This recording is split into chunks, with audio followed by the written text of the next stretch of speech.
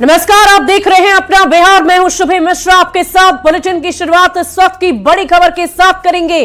पटना से बड़ी खबर आ रही है, जब बीपीएससी अभ्यर्थियों पर पुलिस ने लाठीचार्ज की है। बीपीएससी परीक्षा में नॉर्मलाइजेशन का विरोध किया गया।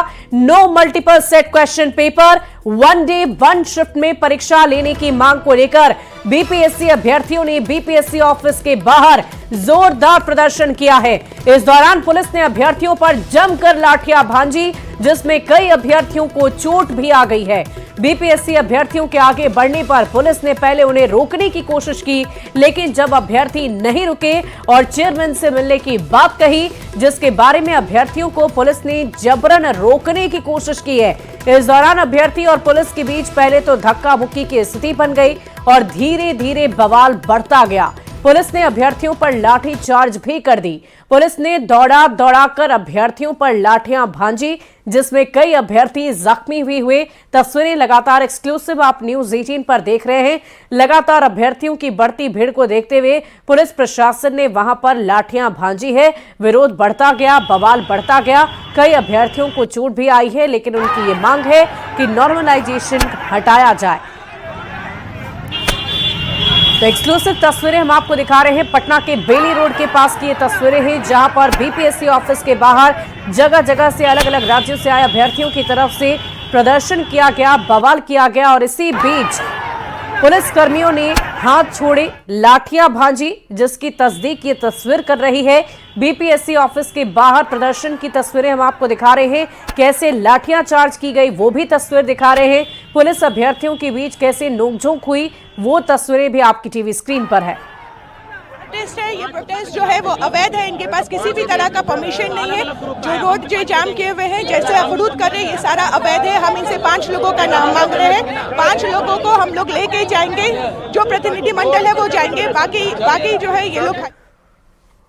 वहीं पुलिस प्रशासन ने प्रदर्शन को अवैध बता दिया है। बीपीएससी अभ्यर्थी अपनी मांग पर अड़िग हैं। अभ्यर्थियों का ये कहना है कि आयोग नॉर्मलाइजेशन पर अपनी स्थिति साफ करे, ताकि अभ्यर्थियों में कोई भ्रम ना रहे। अभ्यर्थियों से बातचीत की है संवाददाता रजनीश कुमार ने। बीपीएससी 70वीं पीटी परीक्षा में नॉर्मलाइजेशन को लेकर लगातार विरोध प्रदर्शन जारी है। प्रशासन ने इसको लेकर लाठी भी चलाई है और जिसके बाद विरोध जो है और बढ़ गया है और आक्रोश भड़क गया है। जरा बातचीत करेंगे, क्या लग रहा है, कुछ आश्वासन मिला? पहला बात तो ये, आयोग का कोई अभी तक क्लियर स्टैंड नहीं आया है। सचिव साहब को या एग्जामिनेशन कंट्रोलर जी को खुद आकर के नॉर्मलाइजेशन परिस्थिति स्पष्ट करनी चाहिए, लेकिन वो एसडीपीओ सर को भेज दिए हैं बल प्रयोग करने के लिए। तो सबसे पहला तो गलत यही है। अभ्यर्थी से बात करना चाहिए, उनके कंसर्न को लेना चाहिए और कंसर्न के बाद में जो जेन्युइन कंसर्न है कि आप मीडियाबाजी क्यों कर रहे हो, आप बताओ ना कि हम नॉर्मलाइजेशन नहीं कर रहे हैं। एक नोटिस आप अपने वेबसाइट पर निकाल दो। जैसे आयोग अगर ये कह रहा है कि वन डे वन शिफ्ट हो गया है, नॉर्मलाइजेशन का मतलब यही है, आपका मतलब क्या है, जरा हम लोग भी जानना चाहते हैं। देखिए, अभी तक जो अखबारों के माध्यम से पता चल रहा है कि आयोग कह रही है क्या कि हम 3 या 5 सेट बनाए हैं। तो फिर अगर आप 3 या 5 सेट बनाए हो तो आप इंटीग्रेटेड रिजल्ट कैसे निकालोगे विदाउट नॉर्मलाइजेशन के? तो आज तक तो ऐसा आयोग में होता नहीं आया है, क्वेश्चन की जम्बलिंग होती आई है।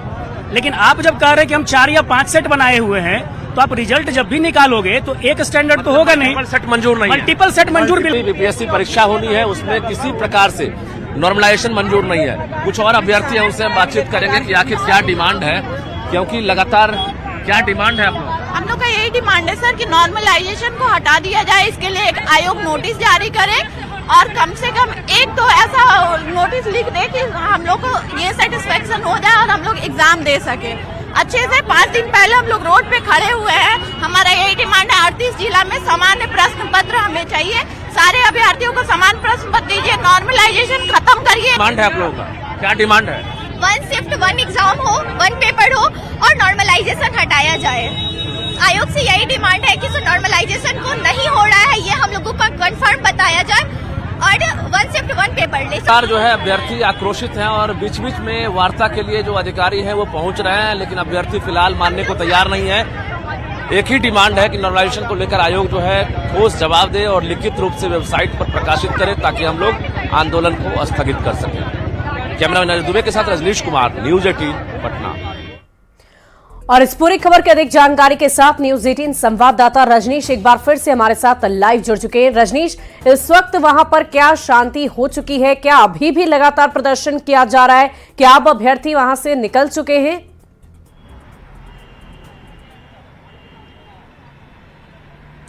शुभी, एक बार हम कैमरा मैन अजय से सीधे कहें कि जरा तस्वीर को दिखाएं, क्योंकि बीपीएससी के ठीक अपोजिट साइड में हम खड़े हैं, जहां पर ये मजमा कुछ देर पहले देखने को मिला था।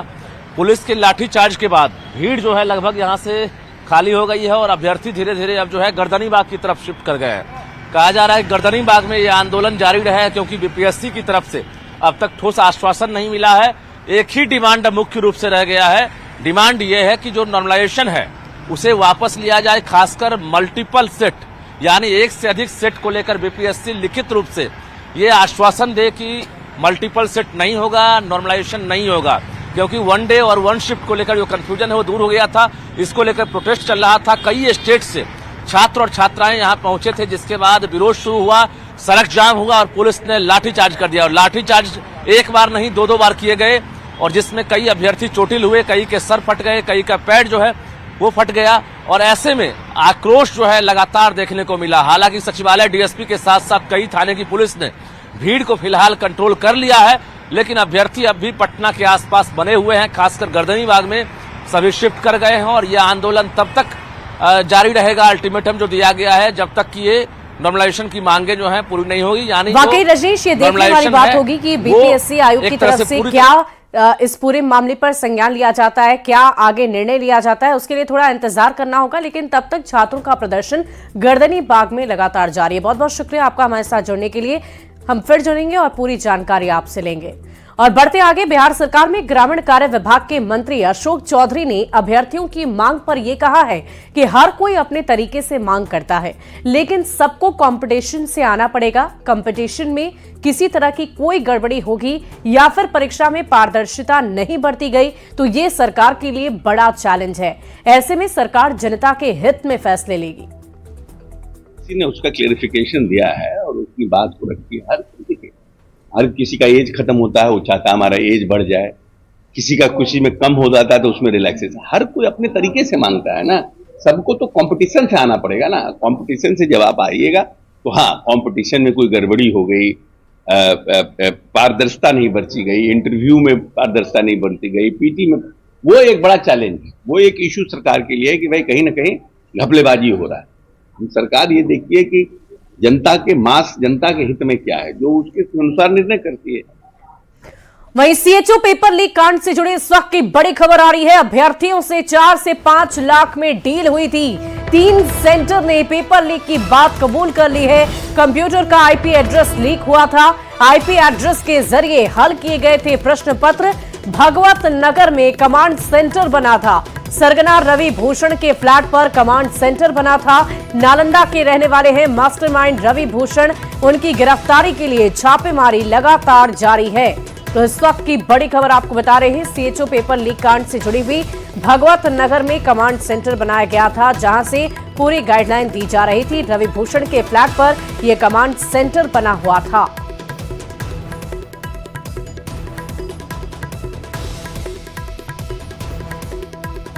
और अगली खबर राजधानी पटना से है, जहां के नदी थाना क्षेत्र में मौजीपुर में हथियारबंद अपराधियों ने एक सरिया कारोबारी की गोली मारकर हत्या कर दी। घटना के बाद अपराधी मौके से फरार हो गए।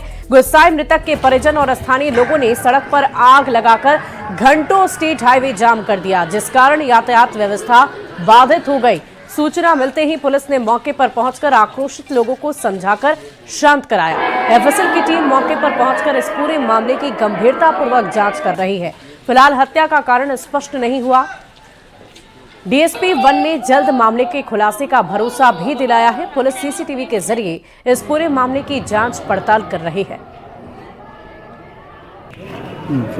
दो सवार बाइक पे थे और पापा गोली मार के भाग चले। फिर हम जब छत पे से देखे पापा को नीचे, पापा गिरे हुए थे। जब उठाकर हॉस्पिटल ले जाते समय पापा ने सांस तोड़ दी। ये कहाँ पर की घटना है? मौजीपुर फतुहा। अपराध कर्मियों द्वारा उन्हें गोली मार दिया गया, कारण उनकी घटनास्थल पर ही मृत्यु हो गई है। इस संबंध में परिजनों द्वारा औपचारिक प्राथमिकी अभी दर्ज नहीं कराई गई है। शव को पोस्टमार्टम हेतु भेजा गया है। और एफएसएल की टीम को भी बुलाई गई है। आसपास के सीसीटीवी कैमरे को देखा जा रहा है। इस संबंध में अग्रिम कार्रवाई। बढ़ते आगे अगली खबर भागलपुर से, जहां के सुल्तानगंज में एक शख्स ने अपने 2.5 महीने के मासूम बच्चे की गला दबाकर हत्या कर दी। आरोपी को शक था कि उसकी पत्नी का किसी गैर मर्द के साथ अवैध संबंध था और ये बच्चा उसी का है। घटना की जानकारी मिलने पर पुलिस ने मौके पर पहुंचकर शव को कब्जे में लिया। एफएसएल की टीम ने इस पूरे मामले की सघनता से जांच पड़ताल करने की बात कही। घटना के बाद से आरोपी मृतक बच्चे के दादा दादी के साथ फरार है। फिलहाल मामले का खुलासा नहीं हुआ, लेकिन पुलिस मामले की जांच में लगी हुई है। जो मेरी भगिनी थी उसको बेमर्मी से पिटाई कर कर बच्चा का गला दबा दिया। कौन दबाया? राजा कुमार ने। राजा कौन है? उसकी पिता। जो बच्चा मरा है उसका पिता है। बढ़ते आगे अगली खबर मुंगेर से है, जहां के जमालपुर थाना क्षेत्र के दौलतपुर में 2 नकाबपोश अपराधियों ने लाखों की लूटपाट को अंजाम दिया है। आरोपियों ने घर में अकेली रेल कर्मी की पत्नी से चाकू के बल पर नगदी सहित सोने के जेवर की लूटपाट कर ली। पीड़ित महिला के पति के कपिल कुमार के अनुसार वो रात 8 बजे नाइट शिफ्ट के लिए रेल कारखाना ड्यूटी के लिए निकले। पीड़ित महिला तब अकेली थी। महिला को अकेला देखकर आरोपियों ने घर में घुसकर लाखों की लूट को अंजाम दे दिया। चोरों ने करीबन 3,30,000 के सोने के जेवर, 20,000 रुपए नकदी के साथ अन्य सामान लेकर मौके से फरार हो गए। लूटे गए कुल सामान की कीमत लगभग 4 लाख रुपए बताई जा रही है। घटना के बाद पुलिस मामले की तहकीकात में जुटी है। 12-1 बजे के बीच में वो मोबाइल जब सोई तो चाकू के बल पे, मतलब गर्दन पर चढ़ा चाकू, उनको धरा के गाल में 2 थापड़ मार के उठाया। उसके बाद बोला कि जो है तुम नाक में जो गहना वहना सब, हाथ में जो था सब कुछ छीन लिया। उसके बाद फिर चाकू के बल पे दोनों गोदरेज खुलवा के, जब ये पैसा था 15-20 हज़ार रुपया और सोना का पूरा जेवर था। कितने टोटल आप लोग के क्षति हुई है? कितने लोग लुटेरे? लगभग 3.5 लाख का गहना था और 15-20 हज़ार समथिंग 4 लाख की लूट है। और इसी बीच एक बड़ी खबर का रुख करेंगे। पूर्व डीजीपी डीपी ओझा के निधन की खबर है। गुरुवार की रात को उनका निधन हो गया। पुलिस कॉलोनी में अपने आवास पर उनका निधन हुआ। कुछ दिनों से बीमार चल रहे थे, अस्वस्थ थे, जिसकी वजह से उन्होंने अंतिम सांस ली। गुरुवार की रात को उनका निधन हो गया। पूर्व डीजीपी डीपी ओझा के निधन की खबर है।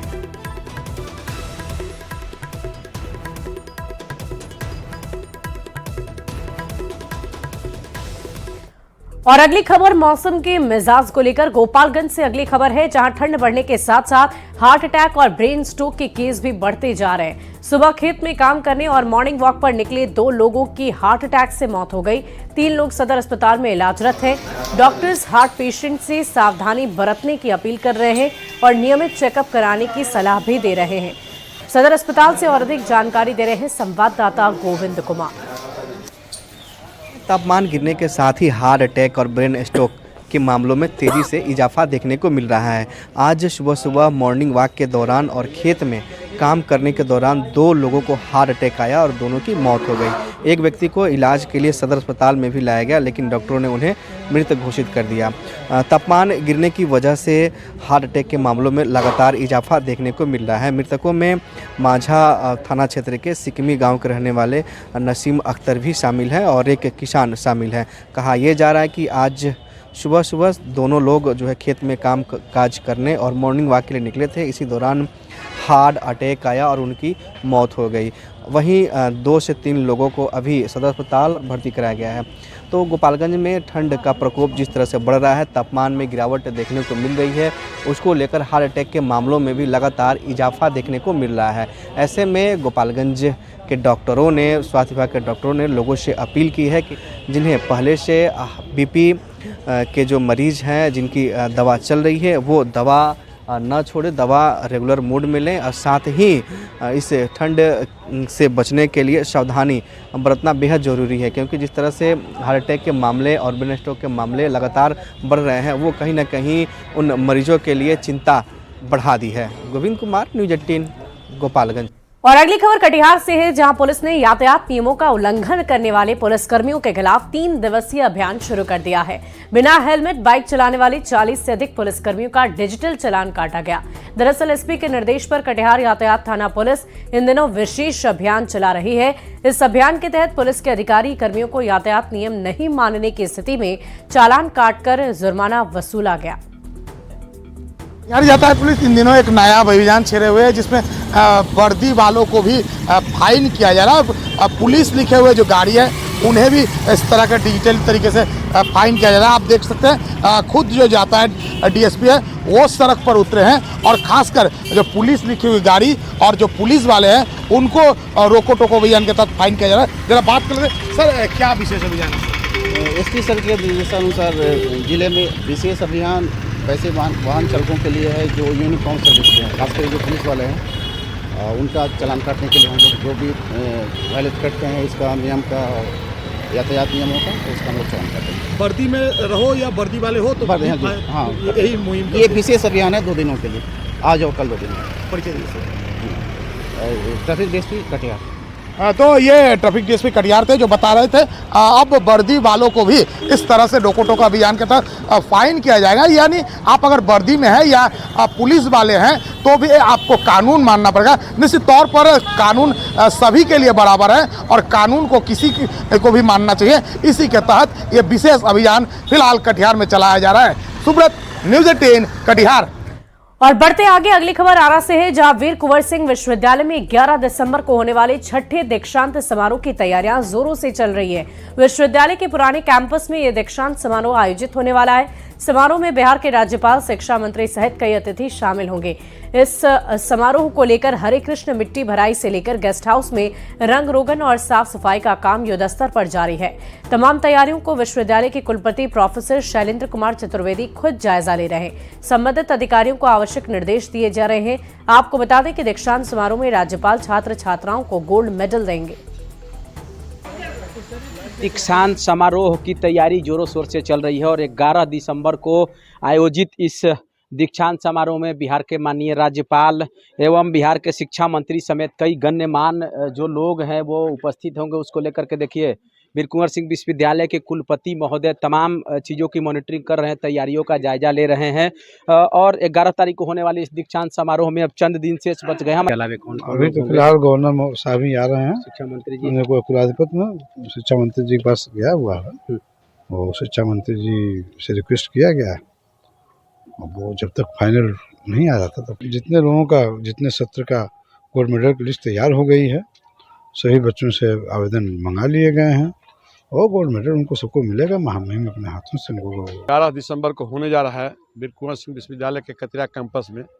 यह अपने आप में एक इस बार ऐतिहासिक होने जा रहा है और इससे सबसे अधिक लाभान्वित हमारे वह छात्र छात्राएं हैं जो इस प्रत्याशा में थे कि महामहिम के हाथों हमें गोल्ड मेडल या प्रशस्ति पत्र मिले। वह छात्रों का सौभाग्य की बात है कि महामहिम के हाथों और उनको प्रशस्ति पत्र मिलेगा। बिल्कुल, देखिए तैयारियां अंतिम चरण में चल रही है। 11 दिसंबर को इसी कैंपस में, पुराने ओल्ड कैंपस में दीक्षांत समारोह का आयोजन किया गया है और तमाम देखिए जो लोग हैं वो काम में लगे हुए हैं ताकि कोई कमी नहीं रह पाए। और इस समारोह में राज्यपाल महोदय से लेकर शिक्षा मंत्री और अनेक गण्यमान्य लोगों का आगमन होगा और सैकड़ों छात्र छात्राओं को यहाँ गोल्ड मेडल दिया जाएगा। चंदन कुमार, न्यूज़ 18 भोजपुर। बढ़ते आगे अगली खबर जमुई से, जहां के नक्सल प्रभावित इलाके के नागी नकटी बर्ड सेंचुरी में पर्यटकों की सुविधा बढ़ाई जाने लगी है, जिसके लिए बिहार सरकार ने 12 एकड़ जमीन वन विभाग को हैंडओवर किया। 12 एकड़ जमीन में पक्षियों की जानकारी के लिए बर्ड म्यूजियम पर्यटकों के लिए सुविधा को बढ़ाए जाने का काम किया जाएगा। जानकारी के अनुसार इस बर्ड सेंचुरी में टूरिस्ट के लिए cottage, open restaurant, parking, selfie point और वॉच टावर जैसी सुविधाएं विकसित की जाएगी। बर्ड सेंचुरी के बारे में जानकारी दे रहे हैं संवाददाता केसी कुंदन। हमारा मुख्य उद्देश्य रहेगा पक्षियों के जो भी उनका अधिवास होता है, जो हैबिटेट होता है, उसको बेहतर करने का, ताकि ज़्यादा से ज़्यादा पक्षी और भी प्रजाति के पक्षी आ सके। दूसरा हमारा जो उद्देश्य रहेगा वो है पर्यटकों को मूलभूत सुविधाएं से उपलब्ध कराने का। झाझा इलाके में स्थित नागी नकटी जो बर्ड सेंचुरी है, अब वहां पर पर्यटन को बढ़ावा देने के लिए सरकार ने बड़ा कदम उठाया है और 12 एकड़ जमीन बिहार सरकार के भूमि सुधार एवं राजस्व विभाग ने वन विभाग को सरेंडर किया है, दिया है और निःशुल्क में। जैसा कि तस्वीर दिखाना चाहूँगा, यही नागी नकटी बर्ड सेंचुरी है जहाँ पर बिहार का पहला पक्षी महोत्सव का आयोजन हुआ था और यहाँ पर अब इको टूरिज्म के साथ साथ जो पक्षियों का जो प्रवास होता है, जो देसी विदेशी पक्षियों का, वहाँ पर और साथ ही पर्यटन को बढ़ावा देने के लिए काम शुरू हो गया है। 12 एकड़ ज़मीन यहीं पर हैंड ओवर किया गया है बिहार सरकार के द्वारा। अब उस ज़मीन पर टूरिज़्म को बढ़ावा देने के लिए काम होगा, जहाँ पर पर्यटक के रहने या उनके जो बर्ड म्यूज़ियम बनाने की बात है कि वहाँ बर्ड म्यूज़ियम बनेगा और साथ ही जो प्रवासी पक्षी यहाँ पर आते हैं, देसी विदेशी या पक्षी जो जाड़े के मौसम में यहाँ पर आकर प्रवास करते हैं, उनके लिए यहाँ पर काम किया जाएगा जो वन एवं पर्यावरण विभाग के द्वारा। और जो जानकारी मिली है कि 12 एकड़ जो ज़मीन मिली है बिहार सरकार के द्वारा वन विभाग को और इस बर्ड सेंचुरी के, वहाँ पर कई तरह के काम होंगे, जैसे पर्यटकों को सुविधाएं बढ़ाई जाएगी। जाहिर तौर पर अगर देखा जाए तो इस कदम के बाद जो नागी नकटी बर्ड सेंचुरी है उसको यहाँ पर टूरिज्म को के क्षेत्र में बड़ा काम होगा। जो दुनिया का वेटलैंड सूची का जो रामसर सूची है उसमें भी यह नागी नकटी बर्ड सेंचुरी शामिल हुआ है। तो देखा जाए तो बहुत बड़ा कदम होगा और टूरिज्म को लेकर जो नक्सल इलाका अब तक रहा है झाझा का ये इलाका, वहाँ पर टूरिज्म को लेकर बढ़ावा मिलेगा। जाहिर तौर पर इसे जिले में पर्यटन की संभावनाओं में तेजी आएगी। केसी कुंदन, न्यूज़ 18, जमुई। बाबा साहेब अंबेडकर की पुण्यतिथि पर पटना में भी राजकीय समारोह का आयोजन किया गया है। हाईकोर्ट के पास अंबेडकर गोलंबर के पास समारोह का आयोजन हुआ। सीएम नीतीश ने बाबा साहेब की प्रतिमा पर पुष्प अर्पित कर श्रद्धांजलि दी। डिप्टी सीएम सम्राट चौधरी और विजय सिन्हा सहित कई गणमान्य लोगों ने बाबा साहेब अंबेडकर को नमन किया। देखिए, बाबा भीमराव अंबेडकर संविधान के अंदर जिन भावनाओं को स्थापित किए और उन्होंने देश के भविष्य को समझते थे, जानते थे, इसीलिए उन्होंने कहा था कि एक राष्ट्र शेष राष्ट्र की बात के साथ साथ जाति विहीन समाज बनाना है और भ्रष्टाचार मुक्त राष्ट्र बनाना है। और इस भावनाओं को लेकर देश के माननीय प्रधानमंत्री नरेंद्र मोदी जी चल रहे हैं। वहीं बक्सर में चल रहे सीताराम विवाह महोत्सव को लेकर उत्सव का माहौल बना हुआ है। आज भगवान राम और माता सीता के विवाह का मंचन होगा। मंगल गीत के साथ भगवान राम की मनमोहन बारात और शोभा यात्रा निकाली जाएगी। और फिलहाल इस बुलेटिन में अभी के लिए बस इतना ही। आप बने रहे न्यूज़ 18 बिहार झारखंड के साथ।